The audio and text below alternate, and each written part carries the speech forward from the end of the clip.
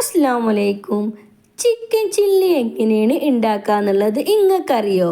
അറിയാത്തവർക്ക് ഞാൻ പറഞ്ഞുതരാം കേട്ടോ. അപ്പം അതിനായിട്ട് ഞാനിതാ ഇവിടെ ലേശം ചിക്കൻ എടുത്തിട്ടുണ്ട്. ചിക്കന് നല്ലോണം കഴുകിയിട്ട് വെള്ളമൊക്കെ കളഞ്ഞിട്ട് ഇങ്ങോട്ട് എടുക്കണം കേട്ടോ. ഇനി നമുക്ക് ഇതിലേക്ക് മസാല വേണം. ആ മസാല കൂട്ടുന്നതിന് വേണ്ടിയിട്ട് ഞാനിതാ ഇവിടെ ഒരു ബൗൾ എടുത്തിട്ടുണ്ട്.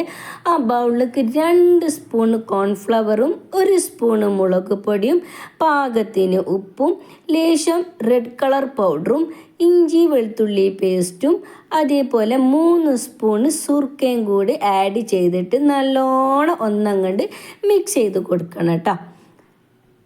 നമ്മുടെ കോൺഫ്ലവറിൽ ചെറിയ ചെറിയ കട്ടകളൊക്കെ ഉണ്ടാവും. ആ കട്ടകളൊക്കെ പോണ രീതി നല്ലോണം മസാല മിക്സ് ചെയ്ത് കൊടുക്കണം കേട്ടോ. ഇതിൻ്റെ പകരം നമുക്ക് ചെറുനാരങ്ങൻ്റെ നീര് എടുത്താലും കുഴപ്പമൊന്നുമില്ല കേട്ടോ. ഇനി ഈ മസാലയ്ക്ക് നമ്മുടെ ചിക്കന് ഇട്ടിട്ട് നല്ലോണം ഒന്നങ്ങോട്ട് മിക്സ് ചെയ്ത് കൊടുക്കണം. ആ മസാലകളൊക്കെ ചിക്കനിൽ നല്ലോണം പിടിക്കുന്ന രീതിയിൽ മിക്സ് ചെയ്ത് കൊടുക്കണം കേട്ടോ. ഇനി ഇത് നമുക്ക് ഫ്രിഡ്ജിൽ റെസ്റ്റ് ചെയ്യാൻ വെക്കണം. ഫ്രീസറിലല്ല കേട്ടോ, ഫ്രിഡ്ജിൻ്റെ താഴെയാണ് റെസ്റ്റ് ചെയ്യാൻ വെക്കേണ്ടത് കേട്ടോ.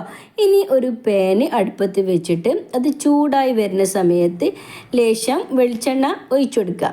അത് ചൂടായി വരുന്ന സമയത്ത് നമ്മുടെ ചിക്കന് ഓരോന്നായിട്ട് അതിലേക്ക് ഇട്ട് കൊടുക്കണം. എണ്ണ നല്ല ചൂടായിട്ടാണ് ഇട്ട് കൊടുക്കണമെന്നുണ്ടെങ്കിൽ നല്ല ഒരു സ്മെല്ല് ഇടുമ്പോൾ തന്നെ നമുക്ക് കിട്ടും കേട്ടോ. ഇനി അത് തിരിച്ചും മറിച്ചും വേവിച്ചിട്ടും കണ്ട് എടുക്കണം.